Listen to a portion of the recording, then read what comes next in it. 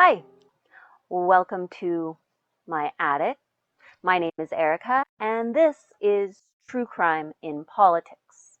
In this show, I will tell of the lives and crimes of some of our most villainous politicians by presenting their stories as true crime documentaries, or in other words, by treating them like any other criminal.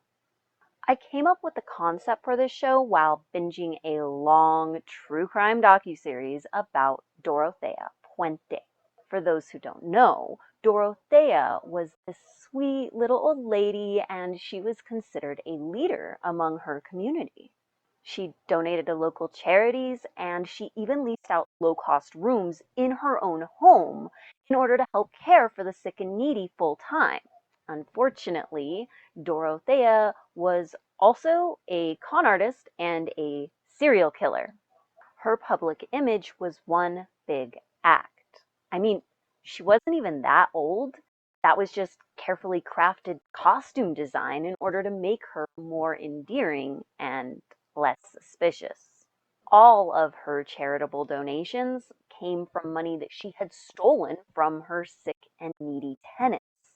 Dorothea methodically poisoned those people in order to keep them sick so that she could rob them of their meager wealth. Some of them died on accident, but some were almost definitely killed on purpose. And either way, Dorothea, she was able to transform her yard into a secret cemetery while her community praised her selfless deeds. Watching her story, it occurred to me that in another life, Dorothea could have been a prominent politician. And that's when it clicked for me that our most corrupt and vile politicians really do share a lot of traits with the psychos and sociopaths featured in true crime documentaries. Both groups carefully craft their public image in order to hide dark deeds and foul intentions. And both appeal to our humanity, only that they may exploit us. So why don't we treat these politicians the same way as any other criminal? Why do we cling to their pretty little promises and fail to study their actions? At the end of the day, not many remember the details of Charlie Manson's ideology or his promise to build a better world for his followers. What they remember is that he was a crazed and remorseless murderer and psychopath, which to me seems like the appropriate takeaway. This is because true crime, thankfully, is not about policy platforms or party affiliation. When normal people commit heinous crimes, we remember them for their crimes and maybe read their manifestos later to better understand those crimes. True crime is about how people become monsters and how those monsters manage to walk among us for so long undetected. Similarly, this show will focus on the most terrible and evident crimes of US politicians from both sides of the aisle. And I don't mean cheating on their taxes or their wives.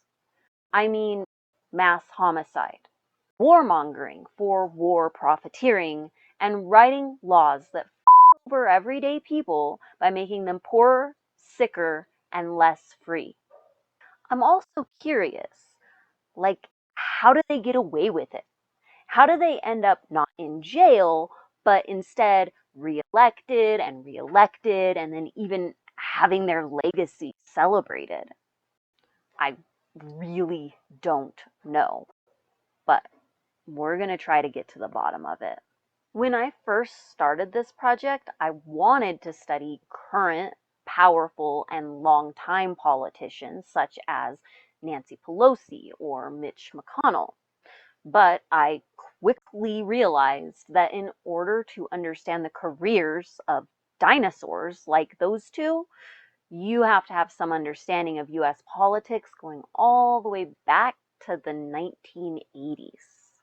So I started looking into some of our former presidents in order to build out an historical context for the creatures currently in office, and I quickly decided to begin with George H.W. Bush because, well, he's the first president I have any memory of living through, but also I genuinely thought that he was relatively harmless and ineffectual compared to most of his predecessors and his successors. Like Jimmy, Bush was considered a wimp, and he was only a one-term president. So the doe-eyed dummy that I was back then thought, oh, it should only take a few weeks to do the research for a short video on HW. Of course, weeks turned into months as I realized that George was a lot more like our old friend Dorothea than I had thought. He too played the part of a boring, wimpy old fart. And, also like Dorothea, he was an amoral, murderous psychopath with a knack for hiding the bodies. In short, this is not the story I was looking for. It's the story I found. I thought I could ease myself into this project with this dorky dullard, and instead I found out he was as monstrous as they come. I don't expect you to take my word for it, because I'm about to detail some pretty horrific, if lightly known, portions of US history, and I'm not a journalist, I'm not a historian, I'm literally no sort of expert in anything. That is why I'm going to show my work. There will be an extensive bibliography in the show notes, and I encourage and implore you to read further on any topic that you think I may have misunderstood or overstated. Because even if you don't agree with all my conclusions, I'm confident that reading from the bibliography below will convince you George H.W. Bush was a horrible man and a deadly monster. Politicians like H.W. are sadists in the same vein as a Charlie Manson or a Ted Bundy. The difference is their crimes are far greater because so is their power. Think about it like this. Charles Manson convinced a small handful of people to go out and murder another small handful of people. I'm not downplaying it. We know the story because it was shocking and terrible.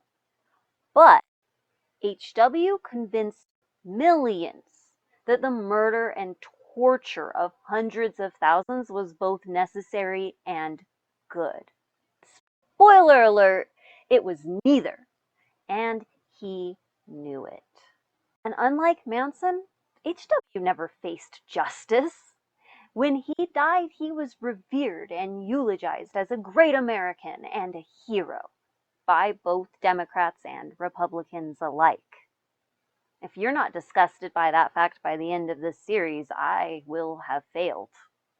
And again, I'm not picking sides here.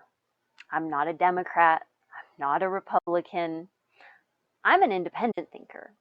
And I think that murder and torture and the general degradation of society are wrong, regardless of party affiliation. That's why Bill Clinton is waiting in the wings for my next set of charges. But trust me, George H.W. Bush is the perfect first topic for my new show, True Crime in Politics.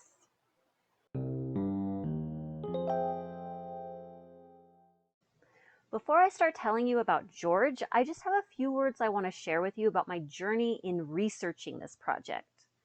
Because I am a novice, a non-expert, regular old gal here, and that meant that it really was a journey.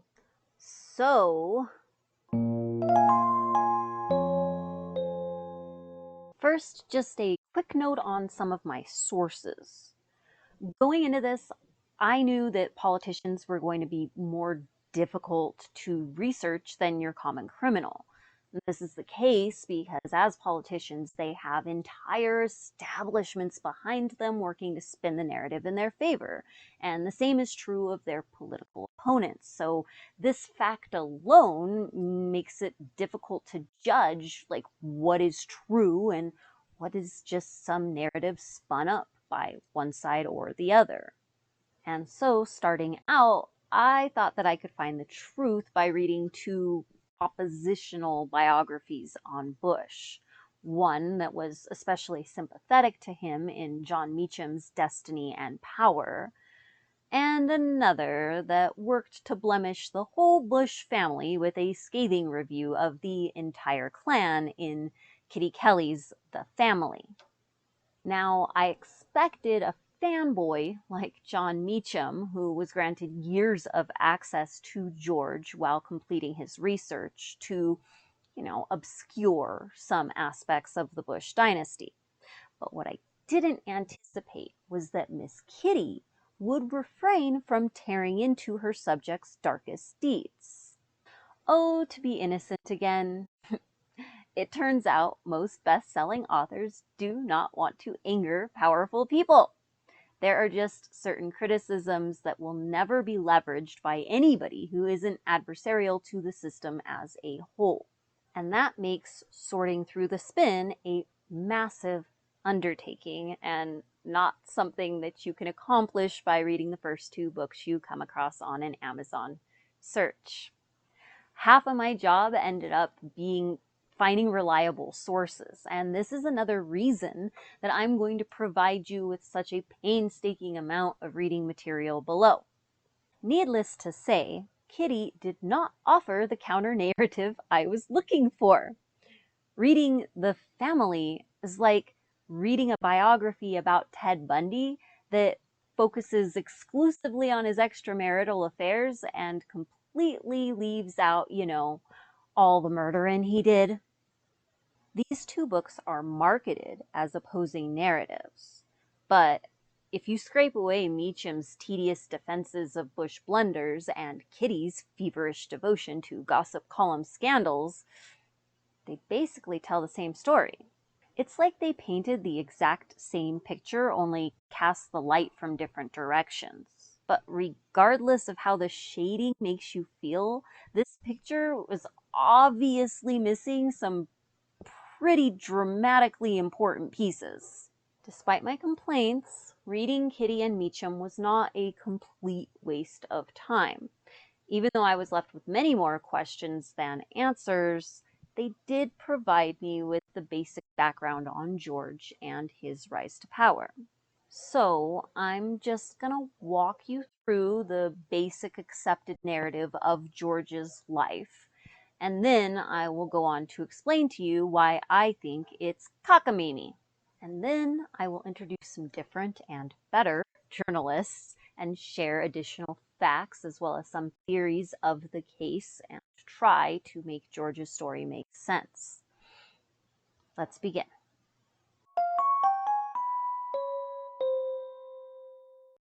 George Herbert Walker Bush was born on June 12, 1924 in Milton, Massachusetts. He was the second of 5 children born to Dorothy Walker and Prescott Bush. Now, both the Walker and the Bush families were OG colonists. They actually arrived to the New World aboard the Mayflower all the way back in 1620. Both families became extremely wealthy and powerful in what would become the USA. The Walkers made their fortune off of mass agriculture, which, given the time period, I must assume means off the labor of enslaved Africans. The Bushes became prosperous as good old-fashioned businessmen, wheelers and dealers of merchandise, though again, given the time frame, I must assume they were also slave owners because that's just how you amassed a fortune back then.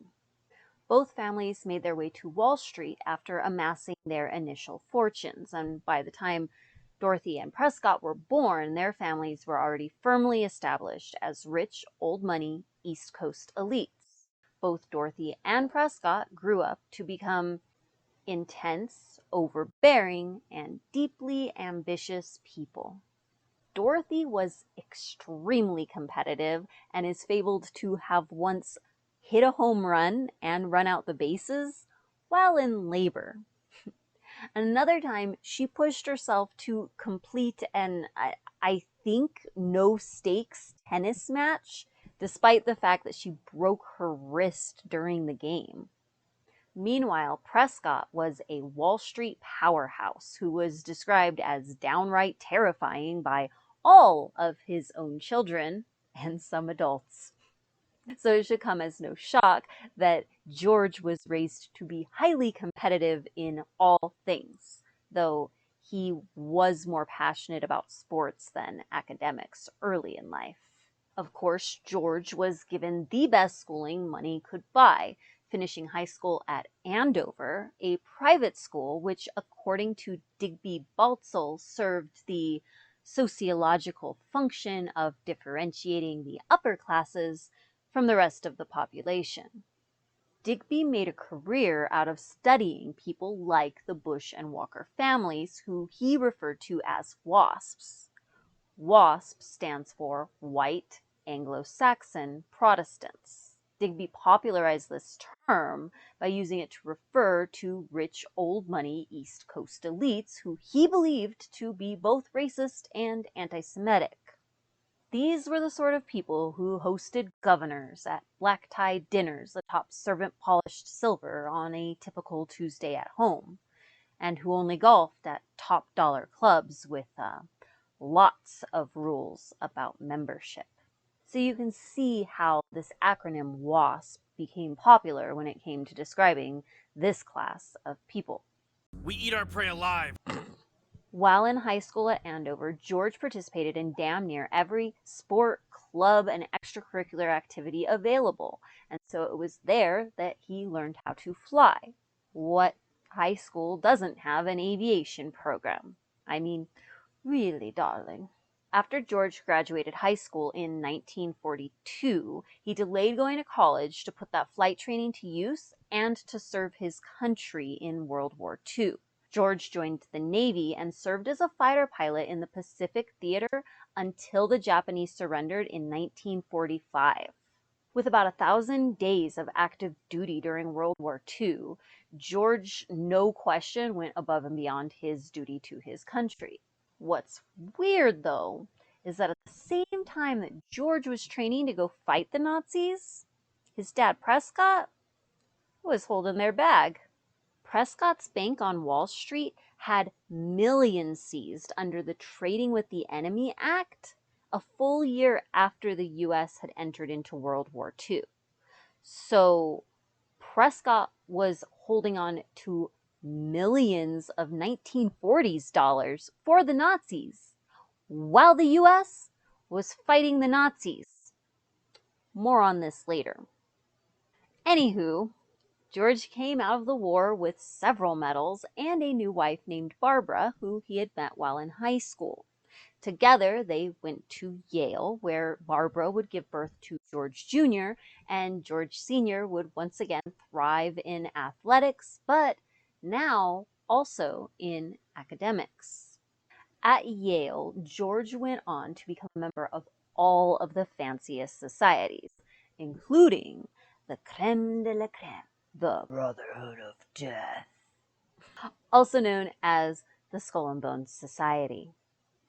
According to Kitty, Skull and Bones is a super secret, invite-only club of US elites founded to create a new world order by placing those bred to make important decisions, aka themselves, at the helm of society.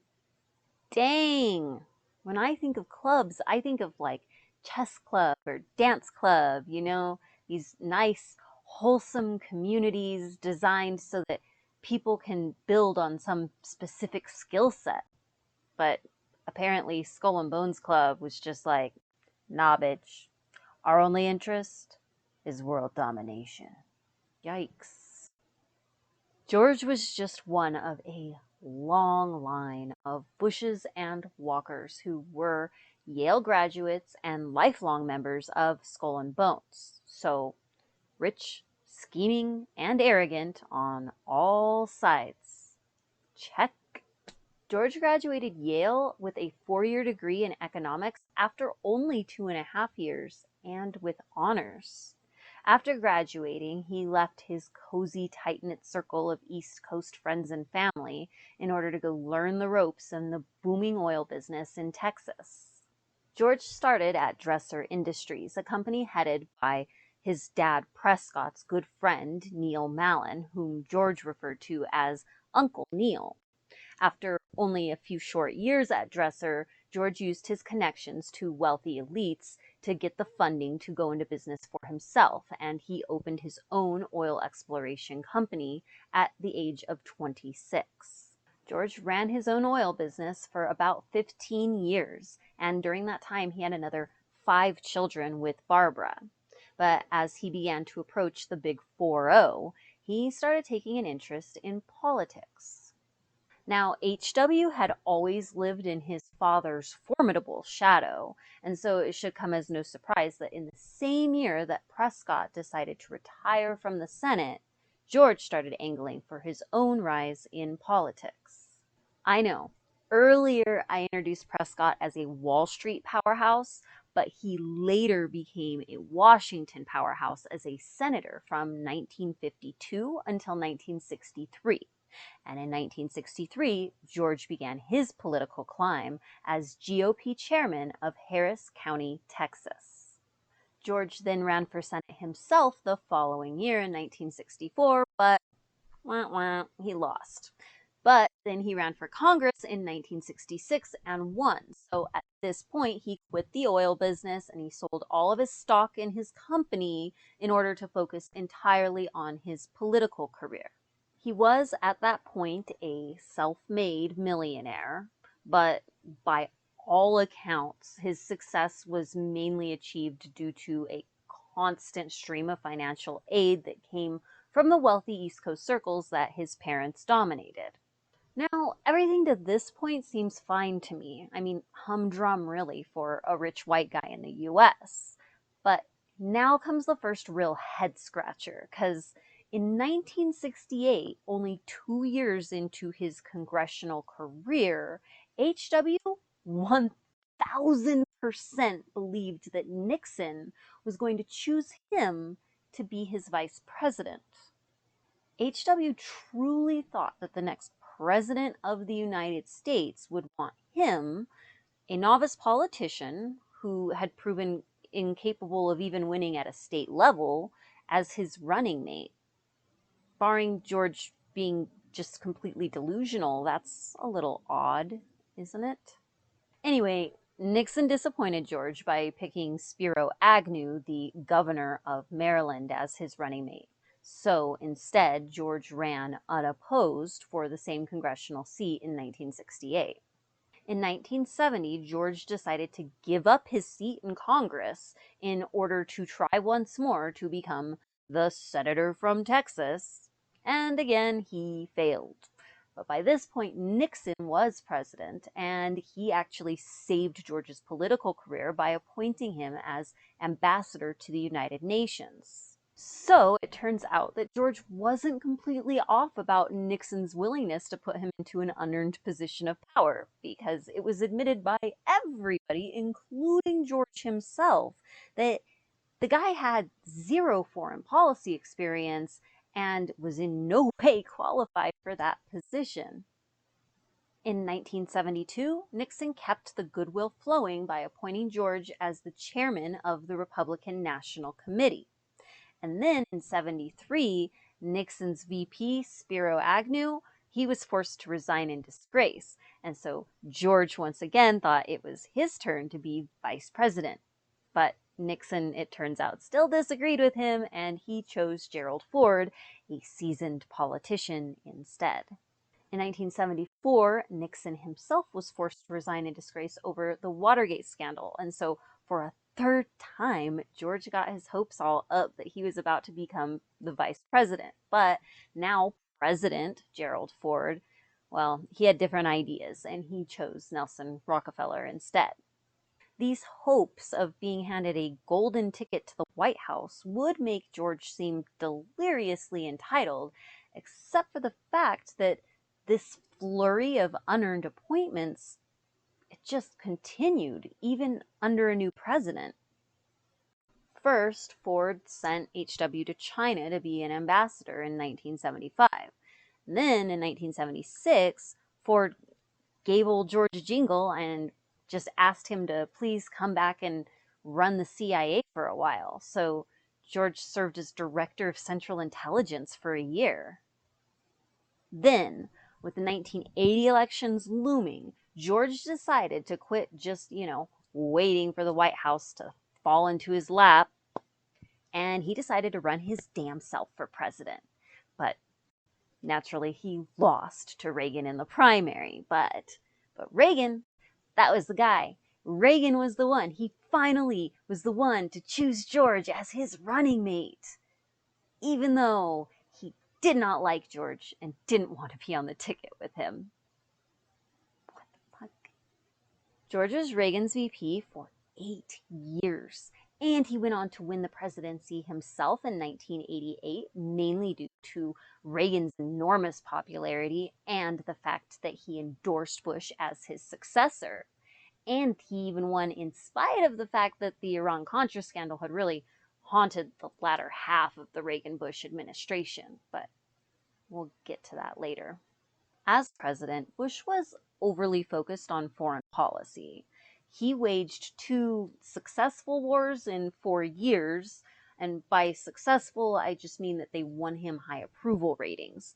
But his complete neglect of domestic policy, combined with the fact that he lied through his teeth about taxes on camera. Read my lips. Led to him being defeated by Bill Clinton in 1992 after only 1 term as president. Now, Meacham told this story with a tone of respect and admiration. He was like, "This wasn't nepotism, it was destiny." And Kitty told the same story, but with a tone of snark and disparagement not dissimilar to my own. But the problem is, she told the same story. H.W. served under Nixon and then Reagan, 2 deeply polarizing presidents, and both of which are commonly considered outright criminals. H.W. waged 2 wars in 4 years when he himself was president, and he ran the CIA for a while, and that's a historically odious organization. So it's a little weird to me that the liberal, self-proclaimed enemy of all things Bush, Miss Kitty, failed to find anything truly disturbing to write about the man. Given the company he kept and the roles that he played, that's pretty unbelievable. But setting that aside for a moment, even if you accept and believe in this narrative, you quickly run into a second problem, which is that this story leaves several obvious and very important questions entirely unanswered. For starters, how did Prescott get elected to the Senate after he was caught aiding the Nazis during World War II? I would think that would be politically damning, right? And will someone please explain to me why not 1, not 2, but 3 consecutive presidents went out of their way to promote George H.W. Bush, a man who, according to this narrative, was like a moderately successful businessman with extremely limited political and foreign relations experience and like negative charisma. This fella proved himself incapable of being elected to office outside of like a really small congressional district in Texas. And yet, he fully expected to be catapulted all the way to the White House. And he was. Why? And along the same lines, pardon me, but how the fuck was George H.W. Bush qualified to run the CIA? Like, Is it normal to pull some mediocre businessman off the street and put him in charge of the most powerful intelligence gathering agency in the entire freaking world? I get that the dude wore like a lot of hats over the course of this like relentless cycle of undeserved appointments that he received, but as far as I know, being an ambassador doesn't have much in common with running the CIA. Kitty and Meacham were only interested in this appointment insofar as that it had political implications. So Kitty believed that it was a political favor to HW, while Meacham insisted that it was actually very politically damaging and a huge sacrifice on George's part. The same two people who were eager to admit that HW had zero qualifications for his posting as ambassador to the UN just a couple of years earlier, well, when he gets appointed as CIA director, they have no qualms about his qualifications and don't even discuss it. That's kind of odd, don't you think? To be fair, the common explanation for George's appointment to the CIA is that he received it because he was a complete outsider. So I guess it was common knowledge that he wasn't qualified for the job because it was on purpose. Let me explain. So Bush was appointed CIA director in 1976. And 1975 is known as the Year of Intelligence due to a series of congressional investigations on the Hill into U.S. intelligence abuses. Now, the CIA had been the star of that shit show, and so by 1976, public outrage against the CIA was at an all-time high. So the story goes that because Bush had no previous association with any of the intelligence agencies, and he had friends on the Hill as a former congressman, he could be trusted to clean up the agency and to restore its reputation. You know, a classic rebrand. It's just like in the business world when a company's caught doing a bunch of illegal shit, and so they just fire their CEO and blame all the corruption on him and move right along. But even then, you expect that new CEO to have some experience in the business world, right? Clearly, I am no intelligence expert, but this explanation just raised more questions for me. I mean, isn't intelligence like a specific discipline that requires like a lot of knowledge and training? I mean, isn't asking an oilman turned politician to run the CIA kind of like asking a plumber to run a law firm? Even though I found this appointment to be deeply suspicious and somewhat unsettling, the truth is that I had no real idea if I was just like making a bigger deal out of it in my head than it actually was. Like, maybe the role of CIA director is not as big and important of a job as I was making it out to be. Maybe anybody can do it. Maybe I, in my ignorance, was making a mountain out of a molehill. So I dove into my very first rabbit hole. The CIA. What is it? What do they do? What powers and responsibilities were handed to George with his appointment as CIA director? Also, why was the CIA in such hot water when George took the helm? And do those special circumstances really make this appointment make sense? Here's what I found. The first iteration of the CIA came after the US entered World War II, and it was because the intel that FDR was receiving from Army intelligence and Navy intelligence and from the FBI was kind of a convoluted mess. So he wanted an organization that would gather all of that information and make sense of it before he received it. So he created the Office of the Coordinator of Information to coordinate the information. And then that organization went through an alphabet soup of name changes over the years as it transformed and grew.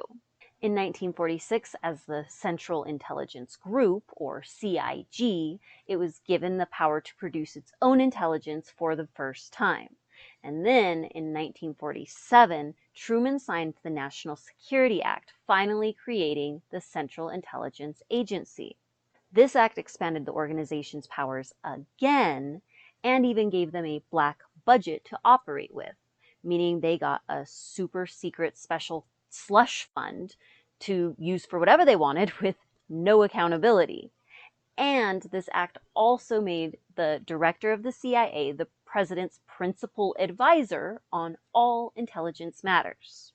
So President Ford decided to give George access to all of the intel from every single branch of the United States government. That means all of the intel from the Army, the Navy, the Air Force, the Marines, the FBI, the DEA, the NSA, the freaking Coast Guard. There's more, but you get it.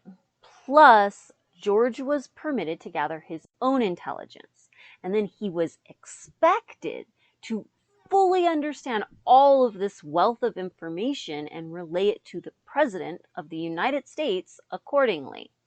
And on top of all of that, George was in charge of the only U.S. intelligence agency permitted to carry out covert action abroad.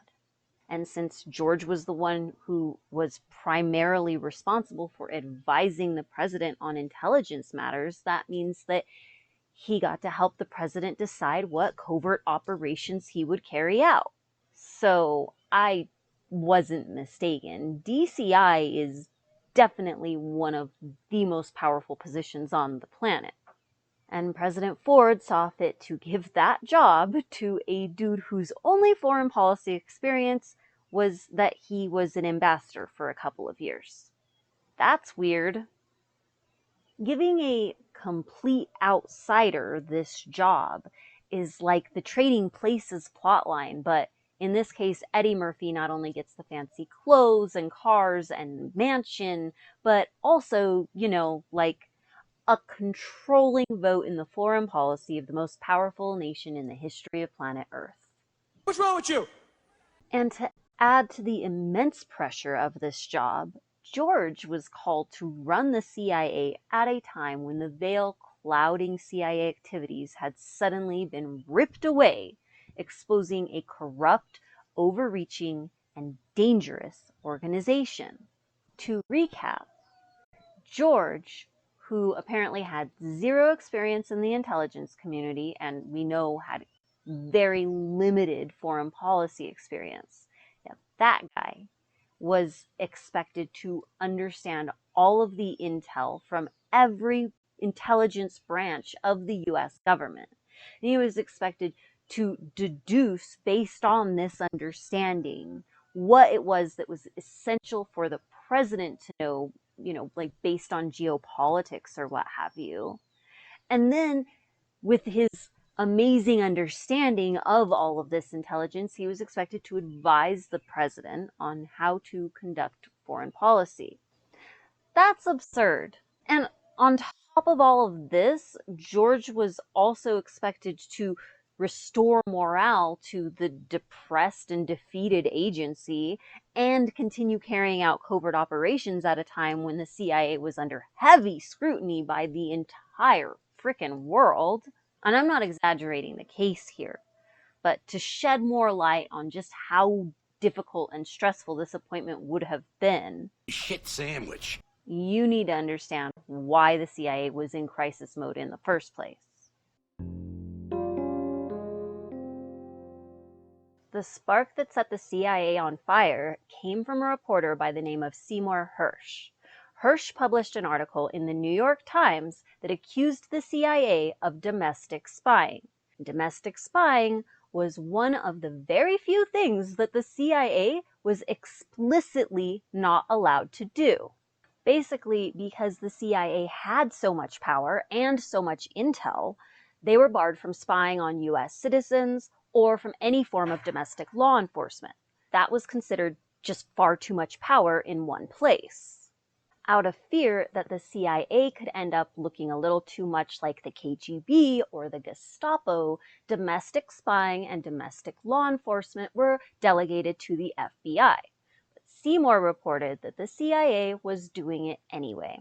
And their targets ran the gamut, from famous anti-war activists like Jane Fonda all the way to members of Congress. So this accusation led to the formation of the House Church Committee and the Senate Pike Committee in 1975 in order to investigate CIA activities. The Church Committee went especially hard in their investigations and ended up unearthing some things that were far more chilling than domestic spying.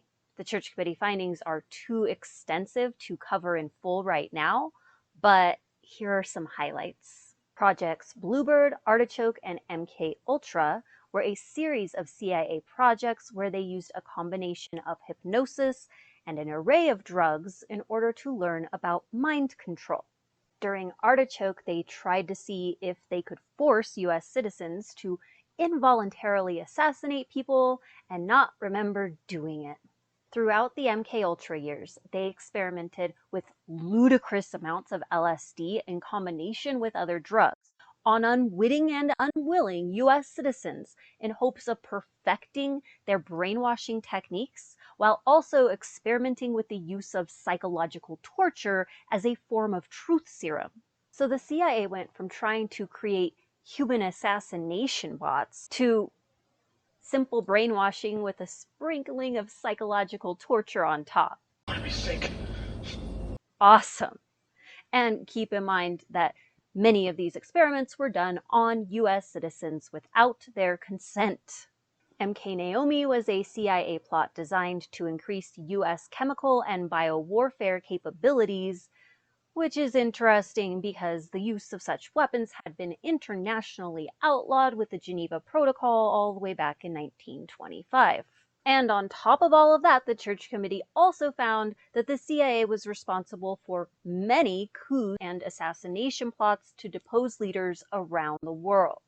And shockingly, the CIA had often targeted democratically elected leaders for removal or execution while promoting the rise of right-wing dictators. So US representatives, as well as the general public, all learned that the CIA had been running their own foreign policy and even creating weapons of mass destruction without informing, let alone requesting the permission of our elected representatives in Congress. So, with zero democracy involved. And yes, Seymour was right. The CIA was also spying on US citizens, but that was almost a moot point after the discovery that they were also using US citizens as frickin' lab rats in some really demented and sometimes fatal experiments. Now, naturally, the CIA shredded all their MK Ultra files in response to the investigation. So to this day, we still have no idea how many people were experimented on, how many deaths resulted from those experiments, or how many lives were ruined by CIA human experimentation that took place over the course of 20 years and included experiments on children. In the aftermath of all of this, the CIA was in the middle of a public lashing. I mean, obviously, right? Like, US citizens were pissed off because they just found out that an unelected portion of their government was out there conducting batshit crazy human experiments on them. And in the meantime, the rest of the world was a little upset about the fact that the CIA was out there knocking off democratically elected presidents all over the world like they own the damn place. I mean, talk about a PR nightmare. President Ford fired then CIA Director William Colby, in part because Colby had cooperated with the Church Committee and given away too many darling CIA secrets. Now, Colby had been with the CIA since it was the OSS back in World War II, so more than 30 years. And Colby had proven himself loyal to the organization by overseeing top secret atrocities such as the highly secretive Phoenix program in Vietnam, which to this day ranks as one of the most brutal and disgusting CIA operations in history that we know of. This raises at least one more obvious question. If that dude, a lifelong friend and member of the intelligence community since before the CIA was even born, couldn't be trusted to keep a lid on CIA secrets, then what made President Ford think George H.W. Bush, a businessman and novice politician, would do a better job? I know I'm harping on this point, but it drives me wild that two credentialed journalists could sit down and write hundreds of pages on George H.W. Bush and never take the time to interrogate this appointment outside of its political implications. That's disappointing at best and journalistic malpractice at worst. By the time I finished my CIA research, I knew I was going to have to seek out some better journalists. In my attempt to better understand Bush's appointment to CIA director, I stumbled across investigative journalist Russ Baker, a man who, in stark contrast to both Kitty and Meacham, dove into every single Bush-related rabbit hole he could find to produce his book, Family of Secrets. Baker's work is full of years of research that allowed him to show many ties between members of the Bush family and a whole lot of seedy characters, but in the end, he focused in on conspiracy theories linking HW to the JFK assassination and the Watergate scandal, and he was never really able to prove his theory of Bush involvement, and so I will only be focusing on a very narrow segment of his work here. However, Baker's work led me to Joseph J. Trento, and in Trento I finally found the kind of journalist I was looking for. Someone with the resources and the resolve to dig into Bush family secrets that apparently few prominent journalists are willing to discuss. Trento had already been covering U.S. intelligence for 35 years at the time that he wrote his book, Prelude to Terror. In that book, a wealth of former ranking intelligence officials, many of whom went on the record, provided a deep and detailed understanding of the Bush family, especially H.W., their circle of friends, and their collective goals. Spoiler alert, those goals always involve money and power. Together, Trento and Baker helped to pull me through to the other side of the looking glass after having read the droll, best-selling accepted narrative dished out by authors such as Kitty and Meacham. For starters, fans of true crime will know that mental illness, it often stems with the parents. Now, the accepted narrative does an okay job of providing some background on George's family life, but I gotta tell you, if you really want to get to know George, you really have to get to know Daddy Prescott. Both Baker and Trento's books begin by establishing the fact that Prescott Bush had always maintained very close relationships with high-ranking members of the CIA. The most explicit example of this lies in his long-standing friendship with the Dulles family. Allen Dulles was instrumental in establishing the CIA and also in its massive expansion of powers over the years. Allen was also the longest-standing CIA chief in history. As such, Allen Dulles was responsible for the majority of the Church Committee findings earlier discussed. That man oversaw Bluebird, Artichoke, MK Ultra, MK Naomi, and with the help of his big brother, John Foster Dulles, who was Eisenhower's Secretary of State, he was also responsible for a great number of coups and attempted coups around the world.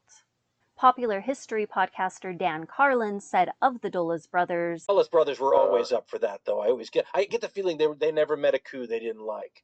Supporting that notion, a recent study found that the U.S., through the CIA, attempted at least 66 coups during the Cold War era. That's equivalent to something like the JFK assassination or January 6th type event being organized and executed by the CIA abroad once or twice a year for decades on end. And the Dulles brothers led the charge on that long-standing U.S. policy.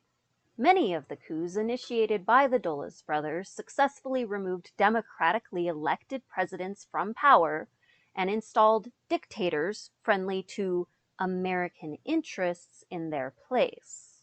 Unfortunately, American interests, as defined by the Dulles brothers, seemed to just mean rich American businessmen, aka people like themselves and their friends, which isn't really that surprising once you learn that the Dulles brothers were actually very successful lawyers who represented big shots on Wall Street and advised some of the richest companies on Earth.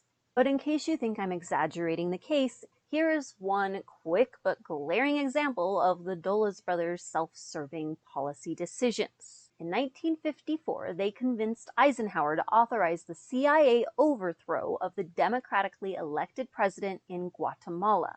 Of course, they claimed the newly elected president was a security threat to the United States, but the reality was he was a proponent of workers' rights and of land reform.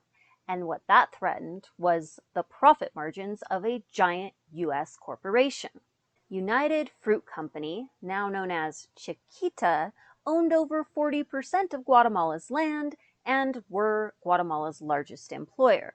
So laws coming around that supported workers' rights or offered allotments of land for poor people to work for themselves, that would eat into United Fruit's bottom line. The corruption of the Dulles brothers in this case is apparent in that they were both on the payroll of United Fruit as legal counsel for 38 years. And old Allen, he was on the board of directors of United Fruit while planning the coup that would ensure United Fruit's future profits in Guatemala. The brothers replaced a popularly elected president with a brutal right-wing dictatorship that would squash causes such as human rights, workers' rights, land reform. As a result, the Guatemalan people were repressed and even forced into slave labor in the banana plantations over the following 36 years. During that time, as many as 200,000 Guatemalan civilians were brutally murdered by the death squads of the right-wing dictators, all so that United Fruit could maximize their profits. This was actually just one of many U.S. coups for the sake of cheap bananas, and this is why we still use the term Banana Republic to this day. If you're interested in learning more on the dark history of bananas, I will post some links in the description. Anyway, so Prescott Bush was very close friends with the imminently corruptible Dulles brothers. Now, that unto itself doesn't mean that he was a bad man. I mean, we've all had shitty friends. I mean, none of mine have ever mass murdered for personal gain, but I am a commoner, so I suppose it isn't apples to apples. The thing is, the relationship between Prescott and Allen, it wasn't a casual one. They weren't just like drinking buddies or golfing buddies or whatever the hell rich people do together. I don't know. No, this was a deep friendship, and it revolved just as much around business as it did pleasure. And we just learned how Allen did business.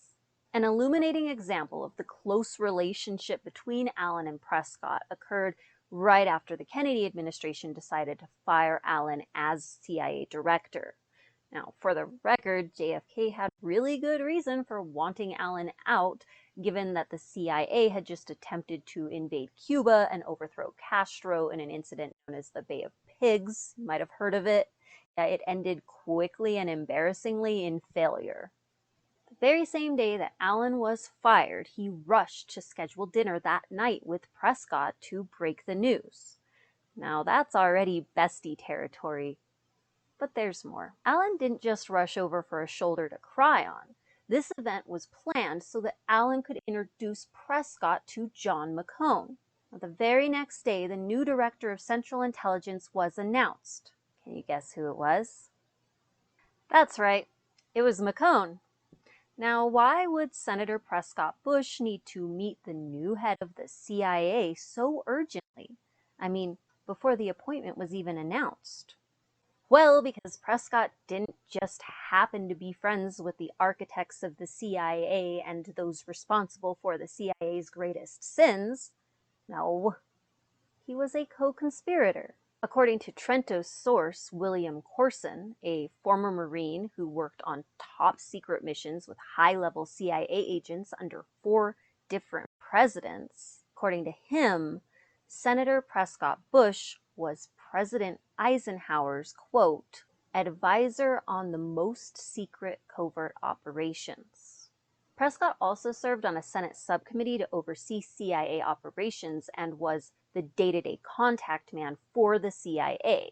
And this had meant that for years, Allen Dulles had had the Senate just where he wanted them. And that is according to Robert T. CROWLEY, the CIA's own former assistant director of covert operations. The Dulles brothers and Senator Prescott were literal partners in crime.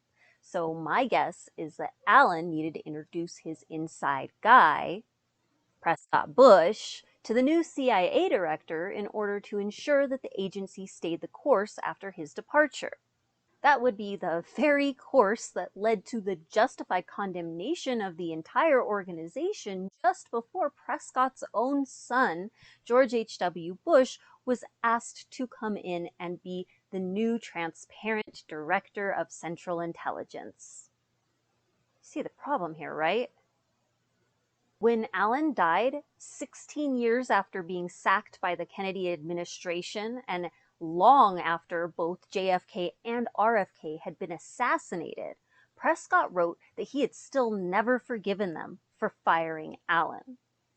So Prescott was ride or die homies with the dude responsible for making the CIA into the corrupt and overreaching organization it was found to be in 1975. Which seems relevant when discussing the appointment of Prescott's son as CIA director, hired to come in and create more transparency in the agency, clean up the organization, and restore morale to the agents, just after all of Allen's dirty little secrets had just been exposed.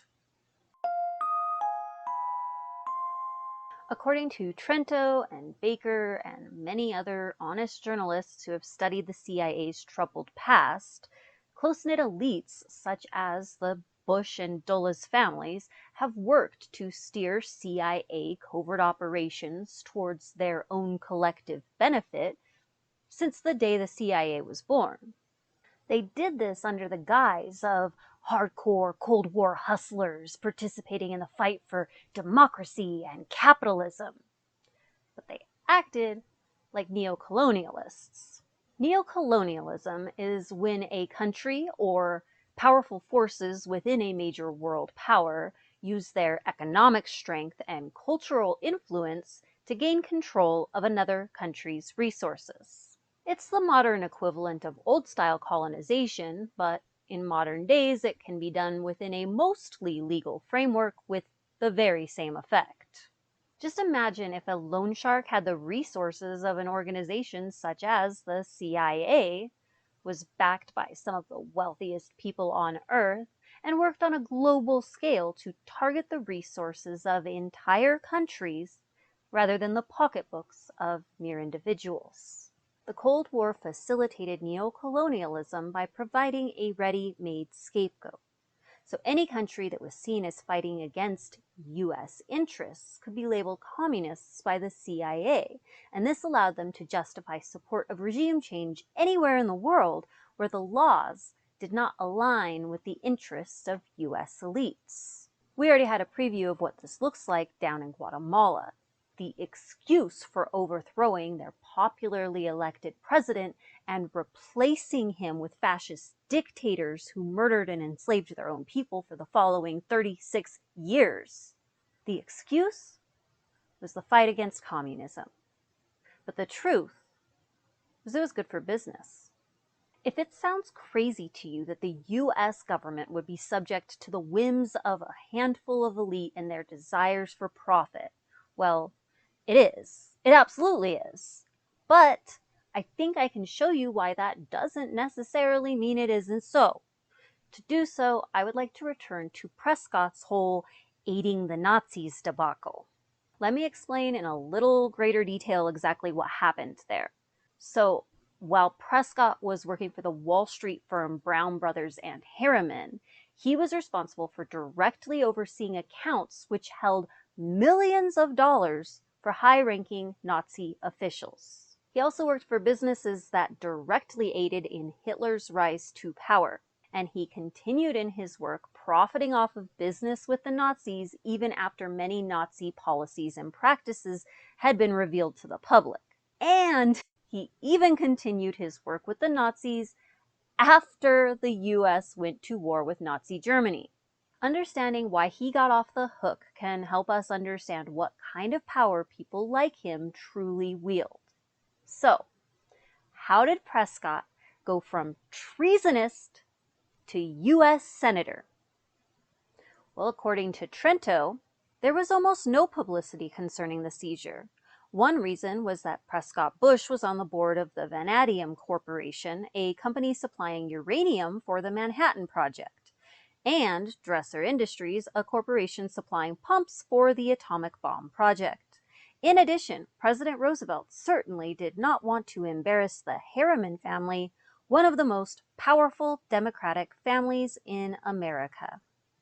So, even though Prescott was definitely a traitor, his business ties were essential to the US winning the nuclear arms race and to President Roosevelt staying in power. So that's heavy.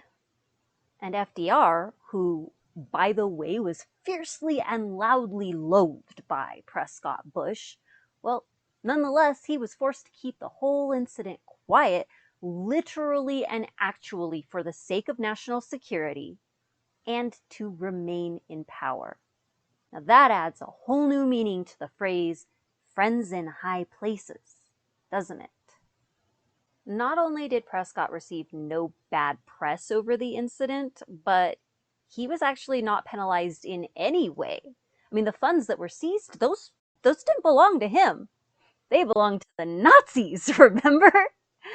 And then in 1951, the US government went ahead and decided to let him collect interest off of those seized Nazi funds and add the equivalent of $17 million today to the Bush family fortune.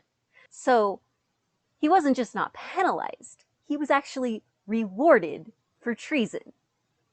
This whole incident sheds a lot of light onto just how powerful these players are and clarifies exactly what types of pressure US elites are capable of putting onto their government. It's hard for pores like us to imagine, but at the end of the day, it kind of makes sense that if you're super tight with all of the people who control the nation's money, as well as all the people who make the country's advanced weapons, well, kind of do whatever the hell you want.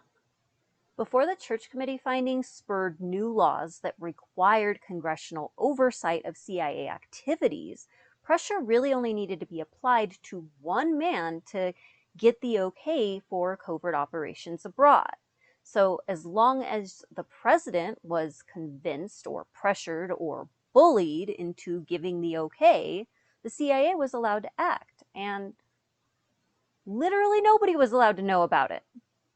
So it really isn't that far-fetched to think that US elites would and did use the CIA as an international enforcement mechanism to secure their investments abroad.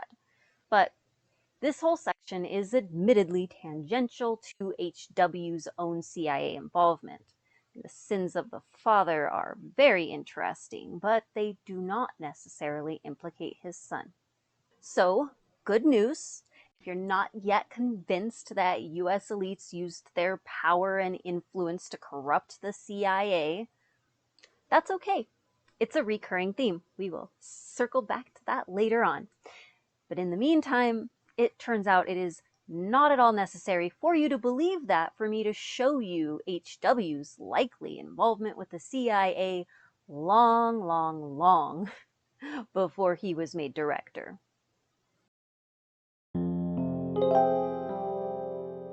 Bad news first.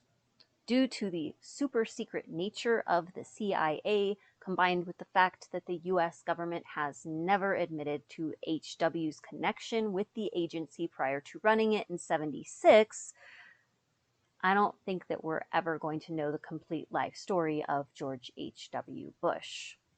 The good news is there's actually a lot of evidence, circumstantial, testimonial, and even hard evidence, that the whole time H.W. was supposedly working in the oil industry, so from 1948 until 1966, he was actually working with the CIA. In fact, there are so many pieces of evidence in the case for H.W.'s double life that I was forced to break this section into chapters. So let's start at the beginning, huh? If there was a poster child for CIA recruits back in the 40s and 50s, it could have been H.W. I mean, the CIA in its early years was a rather waspy institution. It was full up of rich, well-connected white guys with Ivy League educations who were also young and athletic. I mean, Langley was a monotone sausage fest of privilege back then. Due to this preference, the CIA's favorite recruiting grounds were Ivy League schools, and Yale, H.W.'s alma mater, was considered to be the CIA's biggest feeder, according to at least one former agent. Now, Skull and Bones housed the creme de la creme of Yale and was also the secretest of secret Yale societies, so that made it the perfect recruiting grounds for the CIA. And according to Kitty, Bonesmen were so heavily recruited into the agency that they came to refer to Langley as the Home Office. H.W. was at the top of his class at Yale, both in athletics and in academics, and he was chosen by a future CIA agent to be the king of his class as Skull and Bones leader his senior year. So H.W. was the creme de la creme de la creme. And it just so happens that H.W. already had an intelligence background before he even began attending Yale, because in World War II, he had flown missions for naval intelligence in an operation called Snapshot that was designed to gain intel on Japan's navy and their land-based defenses by taking aerial photographs. Snapshot was a top-secret operation, and according to one of the photographers involved, H.W. was the very best pilot flying those missions. And coincidentally, the very first ever director of Central Intelligence, Sidney Sowers, well, he was the deputy director of naval intelligence in World War II at the very same time H.W. was flying those missions. Sowers went on to become the chief of Central Intelligence while H.W. was attending Yale. So George was a model candidate for recruitment who happened to live at the CIA's #1 recruiting grounds and had a previous relationship with the current head of Central Intelligence working on intelligence matters for him during World War II. These things taken together leave almost no doubt that the CIA would have at least tried to recruit George, and George would have been very aware of his opportunities over at the Home Office throughout his college years. But that's just the first chapter. Directly after college, H.W. went to work for Dresser Industries. Now, according to the accepted narrative, he went to Dresser to learn the ropes in the oil business from his dad's good friend Neil Mallon, whom George referred to as Uncle Neil. Now, this man was George's biggest benefactor throughout his years in the oil industry, to the point that George even named a son after him. First and last name and everything. Weird. Now, Dresser was one of the biggest oil equipment companies in the world back then, but according to Trento's sources, it also had a very long history of providing cover jobs to CIA agents. You see, Uncle Neil's company sold drilling equipment all over the world, and that made it a fantastic cover for CIA agents to travel under. I'm not relying wholly on circumstantial evidence on this one. According to the CIA's own former Assistant Director of Covert Operations, Robert T. CROWLEY, as well as the longtime intelligence officer, William Corson, H.W. was officially considered a CIA business asset during his time at Dresser. So, according to people who would know, H.W.'s actual father wasn't even the only father figure in his life who had a long-time relationship with the CIA. And George went on to become a CIA asset directly after graduating from Yale. Next chapter. In 1953, H.W. left Dresser Industries after he had pooled his resources and used his wealthy East Coast connections to muster enough dough to start his own oil exploration company. He named it Zapata Oil. And that's actually not very surprising, right? Like, it seems like the obvious next step for a wealthy, well-connected young man. But Trento and his informants throw a wrench into that whole narrative, arguing that Zapata was set up as a front company for the CIA. Trento goes on to explain that one reason that the CIA enjoyed recruiting so many wealthy young men was that it enabled them to set up a lot of shell companies. The CIA could then use those companies to help launder money and pay bribes and do other nefarious CIA things. This privatization model worked because there's nothing suspicious about a wealthy young man going into business for himself. The oil industry was the perfect business to go into if you wanted to be a CIA asset because, like we learned at Dresser, this industry provides near limitless excuses for travel. And travel George did. While at Zapata, he was in Asia, he was in the Middle East, and he spent a lot of time in South and Central America and the Caribbean. But why would Bush go through the trouble of setting up his own business if he was already working as a CIA asset with Dresser? Glad you asked. According to CROWLEY, he said it was just much easier to set people up in business like Bush than continuously manage CIA connections with already established companies. Of course, the benefits go both ways because setting up his own business gave George the opportunity to play the part of a wealthy young entrepreneur while at the same time assisting the CIA with top secret operations. But in case the word of the CIA's own former assistant director of covert operations isn't enough for you, don't worry, there's more. There are actually multiple CIA memos that mention Bush's name alongside what was apparently one of his business partners, Thomas Devine. Now, this was strange to me because Devine was never mentioned by either Kitty or Meacham, but according to this memo, Devine actually retired from the CIA in order to found Zapata with Bush. Baker calculated that Devine would have been only 27 years old at the time of his retirement from the CIA. And he goes on to note that due to the intensity and the extreme cost of training a CIA agent, retirement at such a young age would be incredibly uncommon.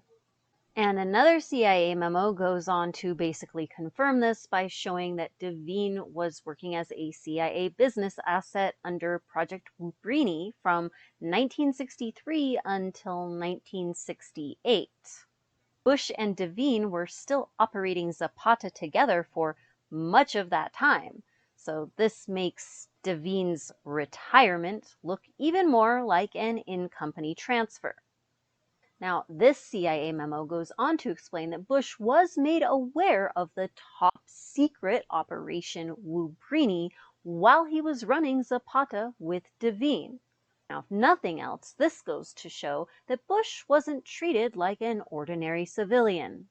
Why would a trustworthy and competent CIA asset share top secret information with a civilian? Regular people are not typically informed of ongoing CIA operations, are we? So former high-ranking intelligence officials claim that Bush set up Zapata as a CIA front, and these memos provide hard evidence that Bush founded Zapata with a CIA agent.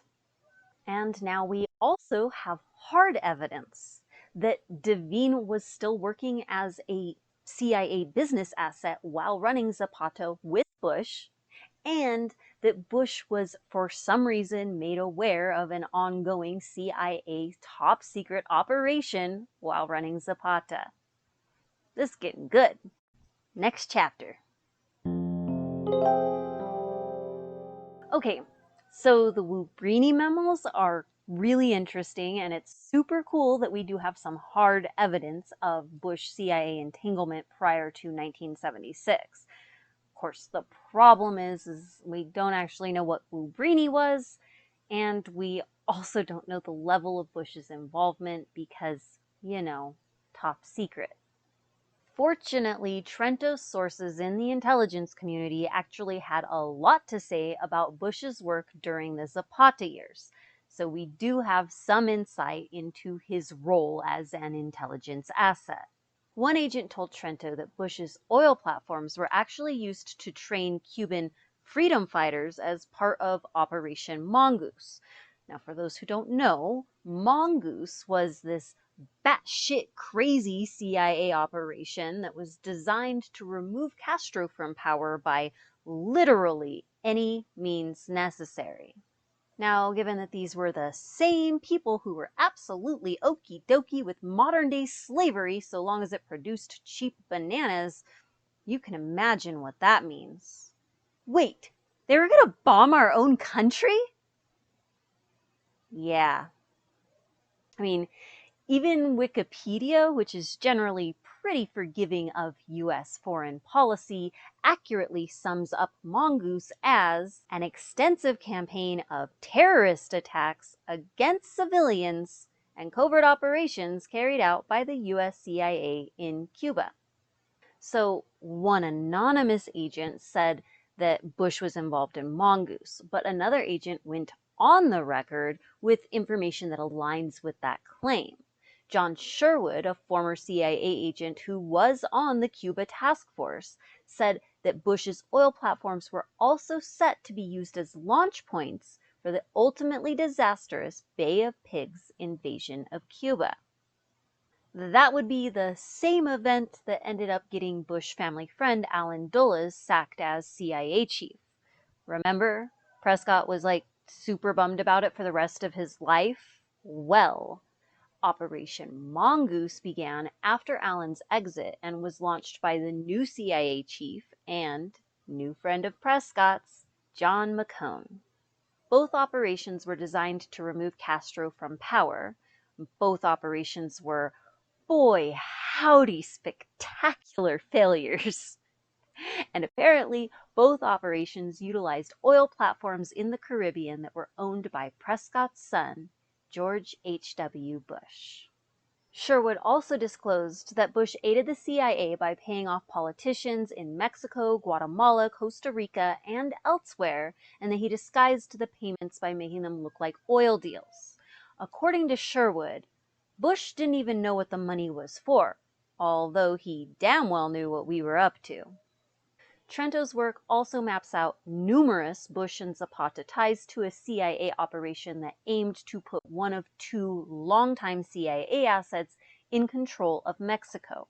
One of those men, Lopez Portillo, did in fact assume the presidency in 1976, the same year that George became head of the CIA. Apparently, a paper trail making this connection does exist on the Mexican side of the border. However, Trento notes that SEC documents on Zapata from the years when Bush was most involved in his work with the CIA, all those documents were inadvertently shredded just weeks after George became vice president. And finally, another Trento source claims that Bush was actually quite the talent at spotting potential CIA recruits. So it appears that old Georgie boy was wearing a lot of hats for the CIA during his years at Zapata.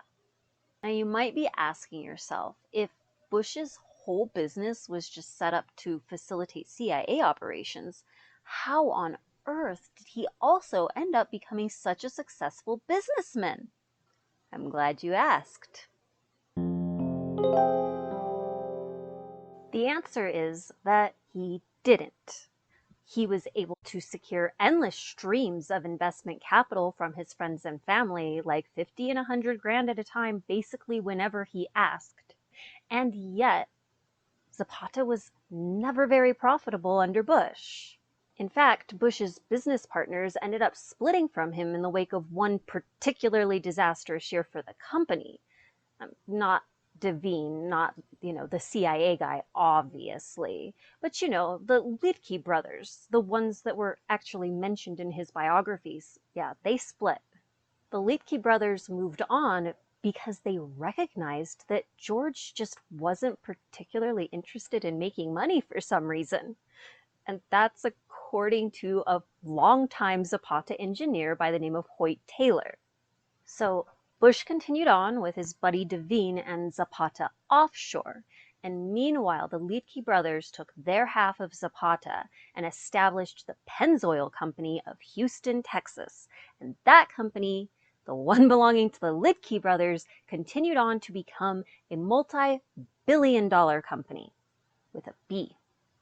Meanwhile, the only reason that Bush walked away from Zapata with any money whatsoever was due solely to a very suspicious insurance claim that delved out $8 million for an oil platform that Bush had only paid $3 million for. But this miraculous payout saved George from having to try to sell a company that was deeply in the red. H.W. left Zapata with only about $1 million shortly after the $8 million insurance payout. So Bush was not a success at business. He was just either lucky enough or well-connected enough to not become an utter failure. Even after the big payout, Bush was only able to sell his stocks again with the help of his friends and family, because it turns out people aren't usually champing at the bit to buy up stock in a company that has been historically unprofitable. According to both Baker and Trento, long-lasting profitless companies, such as Bush's Zapata, raise all the red flags of money laundering operations. So it looks like a duck, it quacks like a duck, and a bunch of duck experts went on the record to say it's a duck. Now, is it possible that George was just a bad businessman who started and built up his own company and ran it for well over a decade, but for whatever reason just never really cared about making money? Sure, of course, anything's possible. But when you combine that with all of the other evidence and testimony from ranking former intelligence officials, it just seems pretty clear to me that George was leading a double life. And just wait, there's more. In case the profitless mess of a company Bush called Zapata, combined with the absolute roster of HW's CIA-adjacent friends and family, and also the multiple memos that demonstrate that HW's business partner, Thomas Devine, was a trained CIA agent who worked as a CIA business asset while running Zapata with George, and the fact that Bush was for some reason aware of Devine's ongoing CIA activities while they ran Zapata together, and the many, many testimonials from former and even ranking intelligence officers that claim that Bush was involved with the CIA during the 40s, 50s, and 60s. In case all of that is not enough to convince you that HW was in fact leading a double life, there is just one more cute little story I would like to share with you. This is an FBI memo from J. Edgar Hoover regarding the Kennedy assassination. And if you look real close, right down there at the very bottom, you can see that the information was provided by George Bush of the CIA. So when the CIA was asked about this in 1988 by the journalist Joseph McBride, he asked, is this George Bush, like the same guy currently running for president? And the CIA said, we don't actually have a way to look into that. Actually, I can neither confirm nor deny that. Yeah, the CIA's first move was to claim that they didn't have the resources to find out if current presidential candidate George H.W. Bush had ever worked for them. But then, of course, the story started gaining traction, and so the CIA came out and said resoundingly that it was definitely a different George Bush. But on follow-up, they said, well, yeah, I mean, we can't prove it because we've lost track of that guy. You're just gonna have to take our word for it. So then Joseph McBride, he really wanted to get to the bottom of it, and so he went out to see if he could discover who this other George Bush was, if he existed. I mean, George Bush is, I guess, a fairly common name, so it wasn't completely unreasonable to believe that there could have been another George Bush who worked at the CIA during that time. McBride actually was able to find another George Bush who worked for the CIA at the time of the memo. He actually found him living pretty close to CIA headquarters at Langley, which is kind of funny that, you know, the most powerful intelligence agency in the history of the world was incapable of finding a former agent living in their own backyard, but, you know, whatever. But maybe the CIA didn't actually want to find the other George Bush, because when Joseph McBride sat down to talk to him, while he confirmed that yes, he worked for the CIA at the time of the memo, he also stated unequivocally that the George Bush of the memo was definitely not him. Just how common is that name again? I mean, I get that this part by itself, just the memo, it's not enough to prove unequivocally that H.W. was a CIA agent. I mean, obviously there could be yet another George Bush who was working at the CIA during that time. It's totally possible. But once you combine it with all the other evidence and testimony, it's kind of just a nice cherry on top to the H.W. double life segment. So I don't know about you, but obviously I am pretty convinced that H.W. was in fact a CIA asset from 1948 until at least 1966, when he sold his company and decided to focus full-time on politics. I just find it hard to believe that that many former intelligence agents would make this up. I mean, what do they have to gain from it? And then once you add in the Devine memos, as well as like the piles and piles of circumstantial evidence, it just seems clear to me that H.W. was CIA for a long, long time. If true, that means that H.W. lied to the American public about who he really was. Now, of course, all politicians do that. But this case is legitimately different because H.W.'s rise to power happened during a time when public opinion of the CIA was at an all-time low.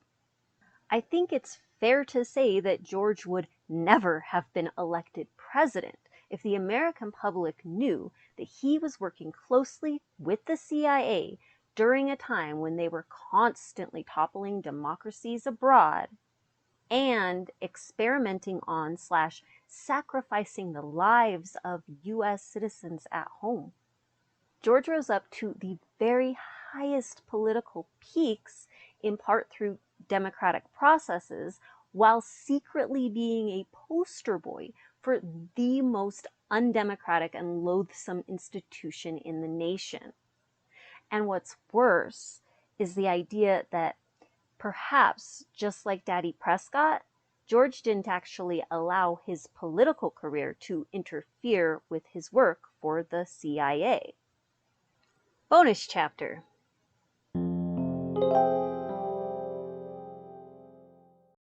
So I noted earlier that the Phoenix program was a terrible and disgusting CIA operation, but now I need to elaborate. So, the Phoenix program was a CIA operation in Vietnam designed to help the US win the war there by any means necessary. The Phoenix program built concentration camps and trained a secret Vietnamese police who operated as death squads. And these butchers kidnapped tens of thousands of Vietnamese civilians and subjected them to rape, starvation, execution, and other forms of torture in a campaign of terror that was waged not just against the Viet Cong, but against anybody who refused to take a side in the Vietnamese Civil War. As many as 50,000 Vietnamese were killed as a result of this terror operation, and Lieutenant Colonel Anthony Herbert, a highly decorated U.S. soldier, went on to file several complaints about U.S. war crimes that many later attributed to the Phoenix program. Herbert stated in his book Soldier, quote, "They wanted me to take charge of execution teams that would wipe out entire families." Now, Congressman George H.W. Bush actually visited Vietnam with his old business partner, former CIA agent Thomas Devine, in December of 1967. And the pair were in Vietnam during the very weeks that the Phoenix program was being planned and established. And the Department of Defense granted them top secret clearance for their trip. Russ Baker cites handwritten notes penned by Bush from the trip that demonstrate both his knowledge of and interest in the program, which, if true, really has to make you wonder why Congressman Bush would have been briefed on such a top secret operation as it was being planned. Unfortunately, Baker does not provide citation for those handwritten notes, and so I was unable to verify that information. So, like with any other CIA stuff that remains undisclosed, all we can really do is follow the breadcrumbs. We know he was there at that time, but we will probably never know what his level of participation was in the setting up of the Phoenix program, if any. However, I thought it was important to include this little nugget here anyway, because we will see later that Bush was directly responsible for setting up strikingly similar operations that were run by many of the very same people later on. Knowing that does give Baker's claim a little bit more weight. And it sure would be interesting if a sitting congressman had actually gone to Vietnam to help plan that notorious, disgusting, and illegal operation, which, by the way, was never approved by Congress. We will circle back later to demonstrate how this aligns with future Bush behavior. But for now, what's important to take away from this section is that there is indeed a mountain of evidence that shows Bush was likely CIA long before he was asked to run the organization in '76. So, let's move on.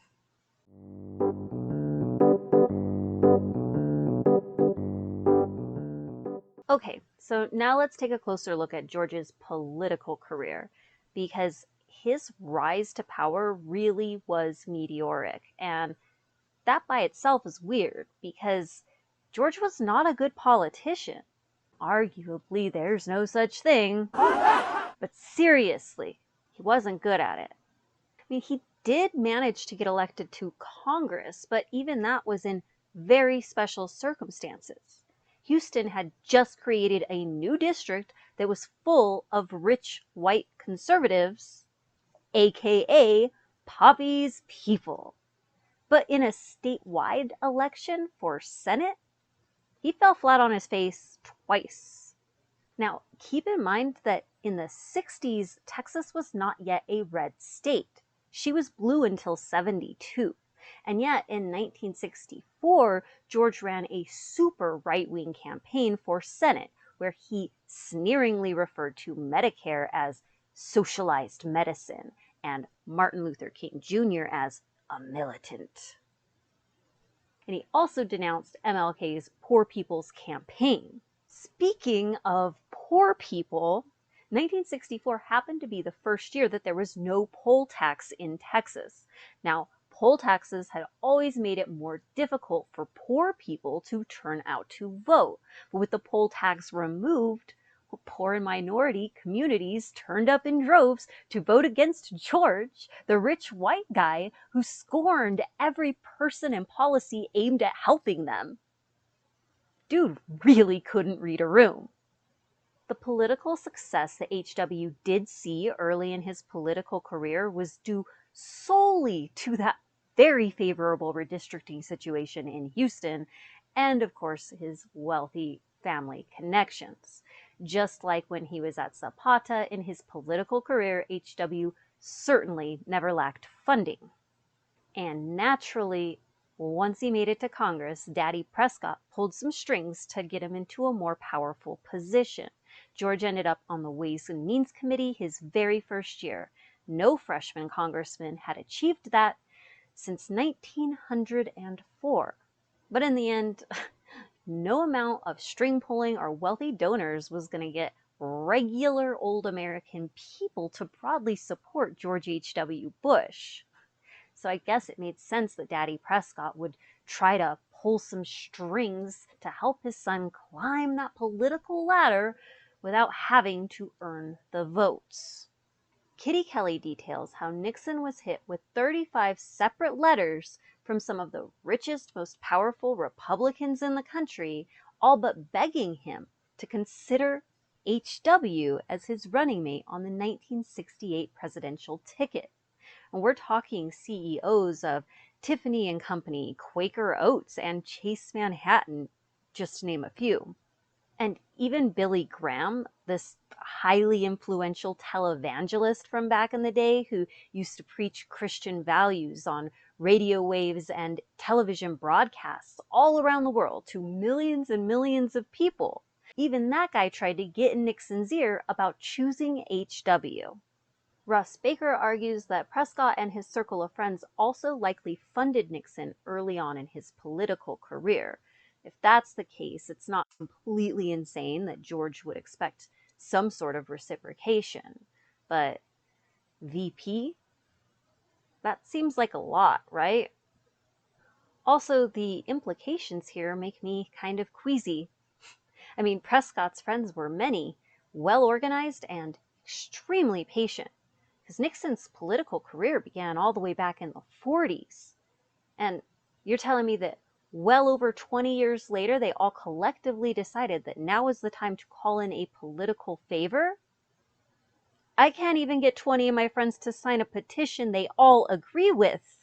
But Prescott was able to organize an onslaught of the country's richest and most powerful conservatives to go to bat for H.W. I mean, if nothing else, these people must have had confidence in George's willingness and ability to represent their interests, right? But does that make it any less weird? Because why would a bunch of organized, powerful, rich people use all their political capital against the next president of the United States in order to put a bad businessman and not much better politician into the White House? I mean, truly, what did they know the American public did not?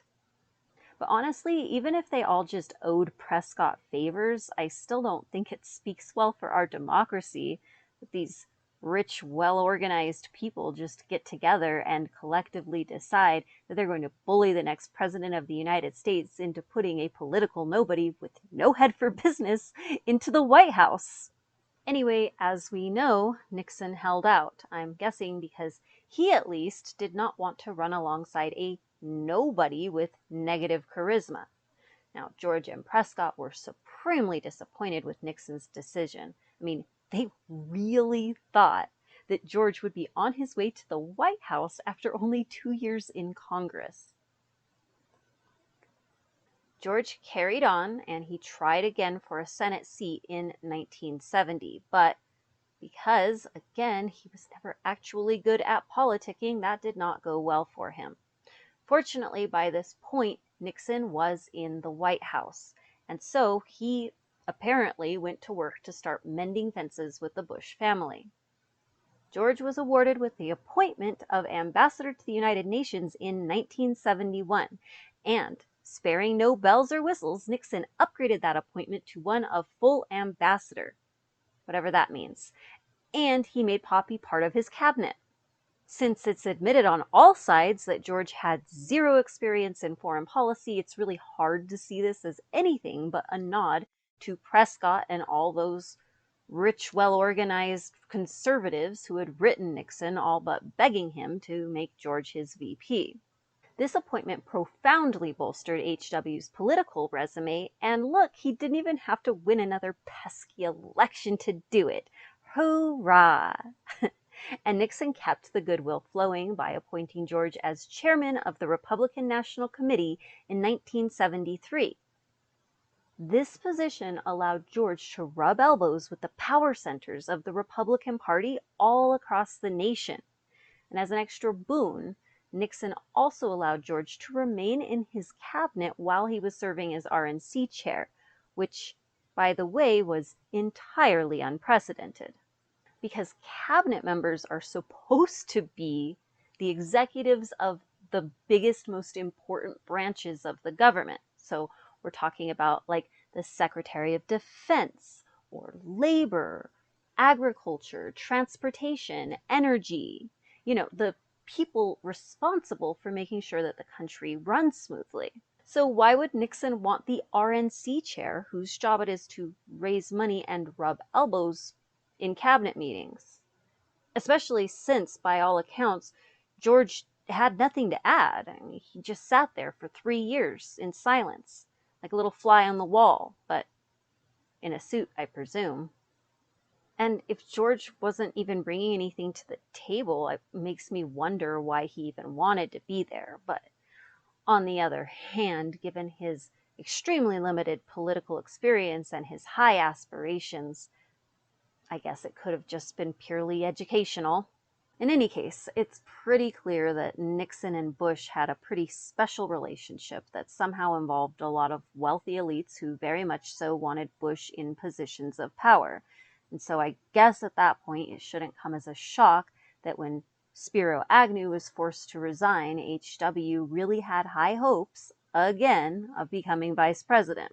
Now, Nixon remained unmoved on this matter, and so he chose Gerald Ford as his vice president instead. But of course, as we know, this was a very turbulent administration, so it was only a year later when Nixon himself was forced to resign due to the Watergate scandal.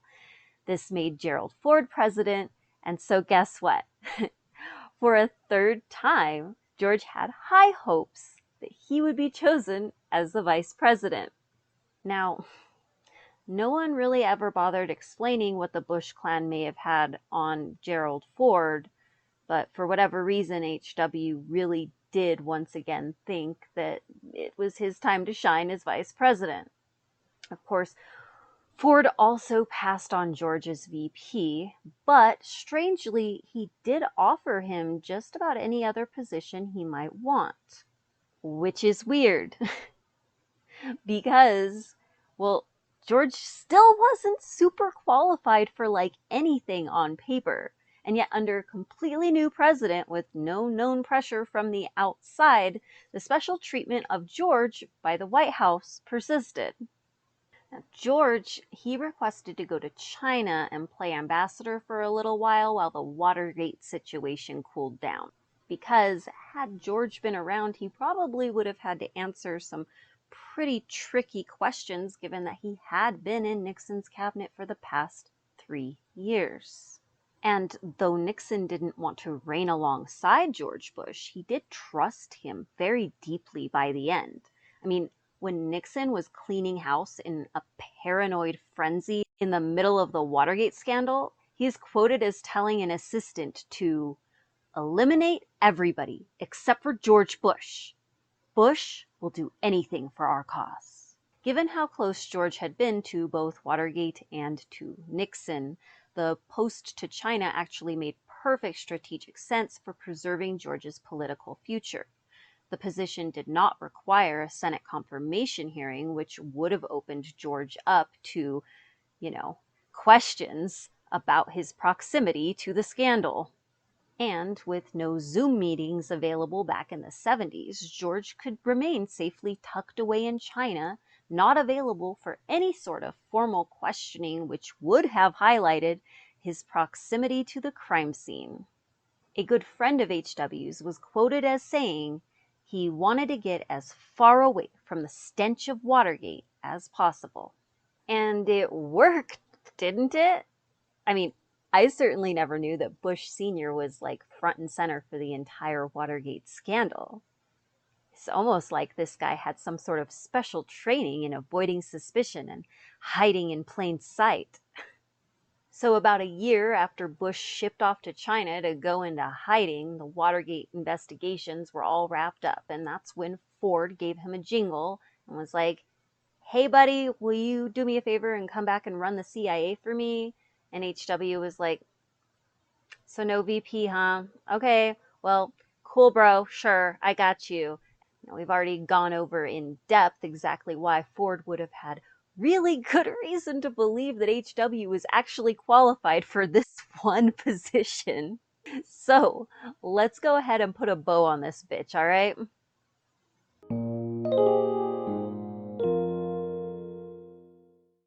One, today we learned that George H.W. Bush was descended from two very rich and powerful U.S. families who had enjoyed many, many generations of wealth, also known as old money U.S. elites, also known as WASPs. Two, we learned that both the Bush and Walker clans have for generations been part of a club in Skull and Bones that prioritizes secrecy and loyalty to one another, and that the purpose of that club is to both ensure and increase the collective wealth and power of its members. 3. We learned about the CIA.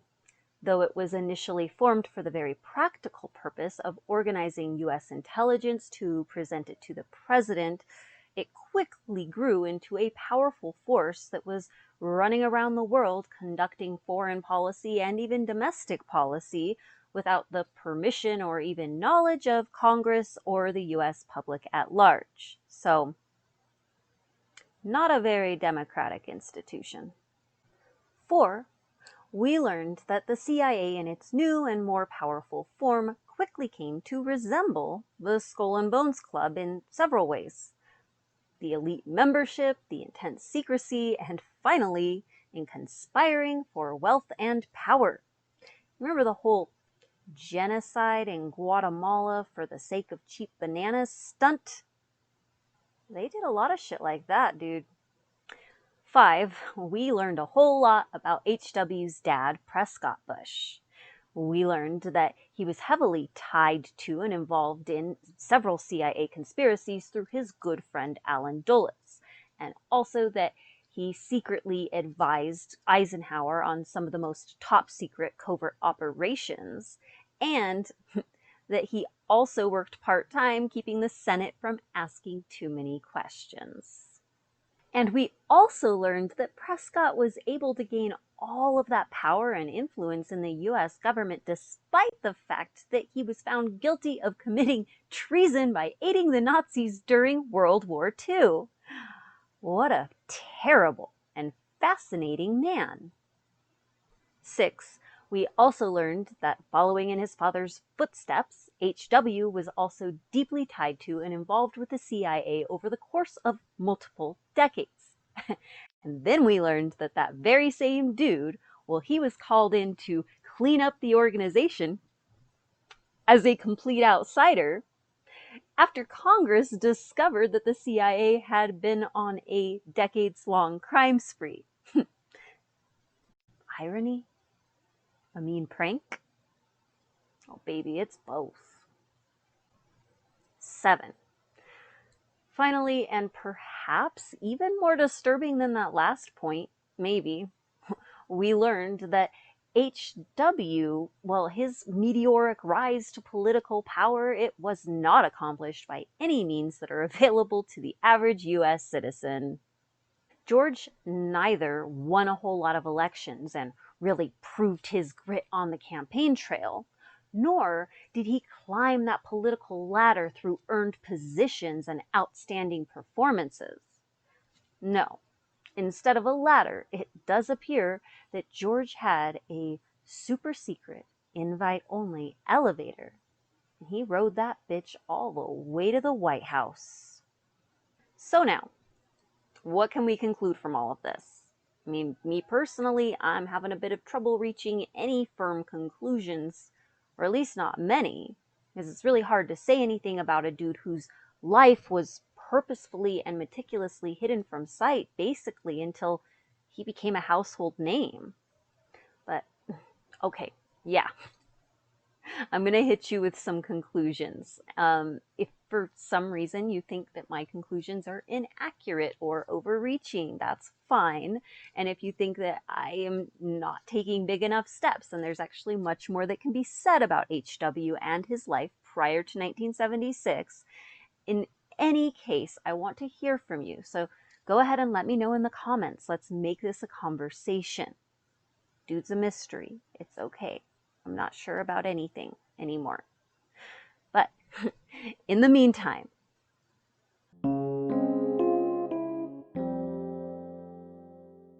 one, those scary organized rich people are actually much scarier and much better organized than I think any of us like to believe. Put it another way, the rich and powerful are real good at staying rich and powerful and at becoming more rich and more powerful. And every time that they gather more wealth and more power to themselves, likely there is somebody somewhere in the world losing their own wealth and losing their own power. And if we're going by Guatemala, it seems pretty clear that a whole lot of people have lost their lives in that struggle. Now, maybe all of this is and has always been incredibly obvious, but there are certain things about this story that really elucidate the depth of this power struggle for me. 2. I have concluded that we should dismantle the CIA. Hear me out. I'm not saying we should dissolve it. Just dismantle would be good enough for me, because I don't think that the primary function of the CIA is to enforce the will of US elites. I mean, we learned the whole history, so we know that when they were first established, it was so that they could organize all of the intel coming in from various branches of the US government and wrap that all in a nice little bundle to present it to the president in a way that made any sort of sense. And I am so okay with that. It's just everything else that I'm not into. Based on available data, I have to say, CIA covert operations have done a whole lot more harm than good in this world. I mean, every single covert operation that I have ever heard about or read about, it has been incredibly harmful and also super deadly. And it's just hard to believe, like, if they were out there doing some truly world-saving shit, I feel like they would leak some of that to us, right? They'd want us to know about it. But somehow, those stories, they just never surface. Now, add to that the fact that much of the CIA's blood-stained past appears to be linked only to the capitalist objectives of a handful of wealthy US elites rather than, oh, I don't know, national security. And I just firmly believe that the covert operations branch of the CIA should be dissolved. Let's be real. It's not as though the US is shy about military engagements. So if they want to use our tax dollars to go out there and wreak havoc in the world, I feel like, I don't know, they should have to tell us about it, maybe even justify it to us. I feel like maybe that's how democracy is supposed to work. 3, HW was a real piece of work. I mean, the dude is like the physical embodiment of the sloppy romance between a gang of US elites and the covert operations branch of the CIA. I mean, we do know some things. Like, we learned from Trento that the dude was involved in Bay of Pigs, Operation Mongoose, that other operation in Mexico that was designed to put CIA assets in control of the country. And we also learned that he laundered a shit ton of money and also bribed a bunch of people. We also learned about his weird top secret trip to Vietnam right as the Phoenix program was being established and after he was already a congressman, but, you know, we don't actually know what went down on that trip. But those are just glimpses into his secret life. There have got to be so many more details that we are not aware of. I mean, for example, we don't know what he was actually doing while he was working at Dresser Industries. We don't know if he actually retired from the CIA at the same time that he retired from Zapata, or if he continued on with the CIA as a politician. I mean, that Vietnam trip seems to indicate that he didn't actually stop working for the CIA, but we really have no idea. There's so much that we don't know about George that I apologize, but it's gonna need its own section. If you Google George H.W. Bush and conspiracy theories, you could find enough written word to get you through the COVID crisis several times over. Now, I have refrained from doing this, mostly because I just can't afford to have my brain polluted with the wild wanderings of thousands of amateur conspiracy theorists. The truth is, people do tend to get hyper-focused on one idea, and then suddenly their whole world view revolves around that one idea, and it can become their one truth and their one boogeyman that is just out there ruining the world for everyone. On the other hand, conspiracy theories do tend to spring up en masse around a given topic because there is clearly something off there and the answers are simply not made available to us. Now, this is the case with Skull and Bones, the CIA, and yes, George H.W. Bush. And so, it seems as though there are about as many conspiracy theories regarding these three topics as there are grains of sand, which necessarily means that most of them are wrong. But does that mean that it is inherently crazy or stupid to form theories about these powerful and very secretive organizations and people? I don't think so. The CIA is just factually responsible for many very real and very consequential conspiracies. And the secret nature of the organization, combined with the fact that the majority of operations that we know about were harmful, means that many members of the CIA are just, by definition, professional conspirators. And they're very good at keeping secrets. And it seems like the very basis of the Skull and Bones Club is a conspiracy. I mean, we will help each other, no matter what, to gain power because we deserve it. Seems like that shared conspiratorial mindset is why Skull and Bones and the CIA became so intermingled. Their whole business is conspiracy. And I mean, they're pretty open about it. I mean, we don't even really have a clue what Skull and Bones does, but it's generally accepted that they conspire for wealth and power.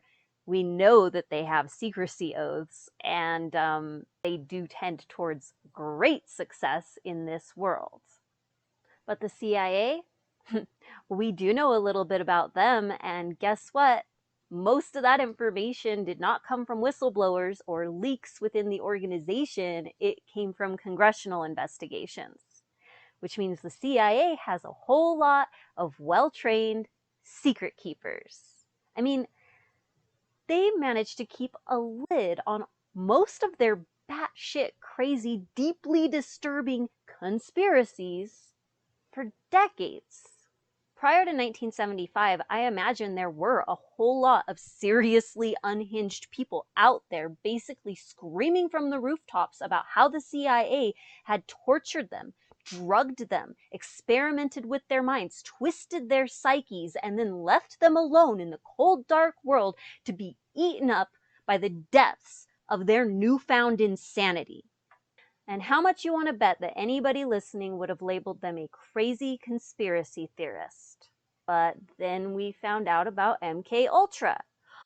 Oh, well, that shit went on for decades, and yet nobody in any official capacity ever spilled the beans. So if they were able to keep that a secret, I just have to guess that there are many more very real, dangerous conspiracies out there that have yet to surface.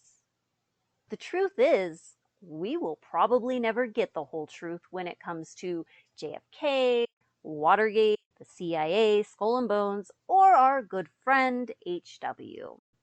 But I do think it's fairly evident that the official narrative, both generally speaking, but especially in regards to our good friend HW, is strikingly dishonest. That is one thing I feel very comfortable saying with confidence at this point.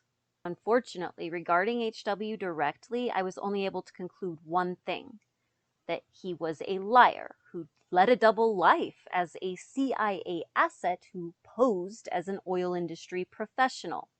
That conclusion does make sense of his appointment to CIA director in '76, so that's a win in my book. But his whirlwind rise to political power, as far as I'm concerned, that remains deeply suspicious and as yet unexplained. None of the evidence at hand explains how a bungling dunce who did have all the money and backing in all the world, and yet couldn't win a statewide election to save his damn life, somehow became President of the United States. And so, the only option I have come up with to try to explain this away is my very own conspiracy theory. Don't get too excited, because it's not flashy, it's extremely muddled, and it's also incredibly vague. Because I don't know.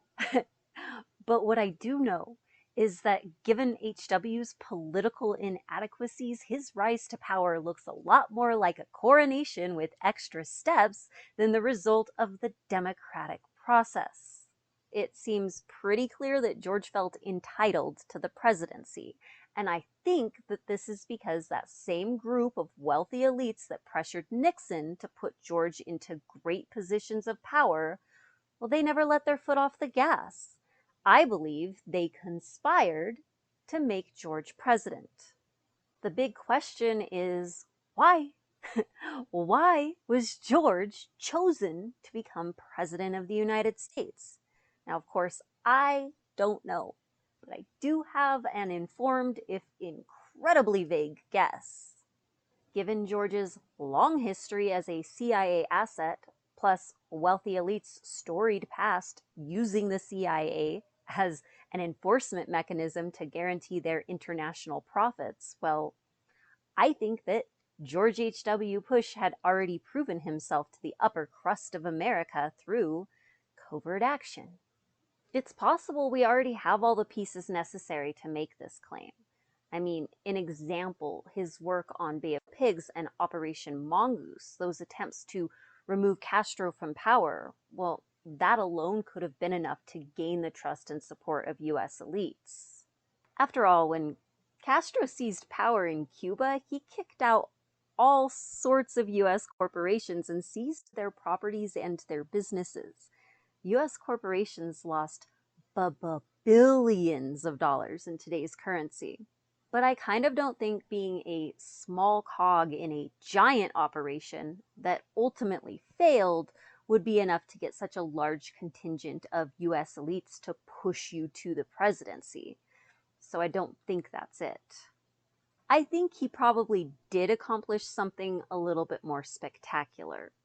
Either that, or he just played a role in so many operations that were designed to come to the aid of US elites that they fully believed in his willingness and his ability to secure their interests in the future.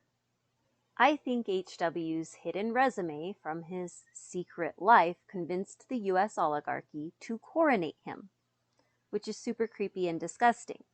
But even if the conspiracy doesn't run that deep, even if they chose the more classical form of king-making and just chose him based off of who his daddy was, that is no less disturbing.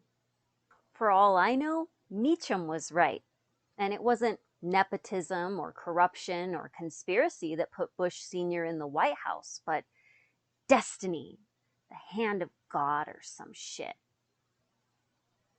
Although, isn't that how the rise to power of most kings was described as well? Okay, so I'm sorry, I don't really have a great explanation on this one. In case all of this uncertainty and these unprovable conspiracy theories are starting to get to you, don't worry. I'm right there with you. But I want you to know that you don't have to worry going forward. In the following sections, we will leave all of these murky, open for interpretation, unprovable conspiracy theories behind us. We won't be needing them anymore. See, the rest of the conspiracies that I'm going to cover involving George are pretty blatant and well documented. The depth of Poppy's perverse nature will be on full display and backed by hard evidence and reliable testimony from this point forward. In part 2, we will explore in greater detail how elites in the CIA work together by looking at the wreckage of their elite decision-making just as HW is taking the helm of the CIA. And I will finally get to explain to you why the whole idea of HW being part of the setup of the Phoenix program, remember that thing in Vietnam that involved all of the rape and electrocution and starvation in concentration camps, oh yeah, and like mass extermination of civilian populations. Yeah, I'll finally get to explain to you why HW being involved in that mess, not far-fetched. So, turn on those notifications and I hope to see you next week.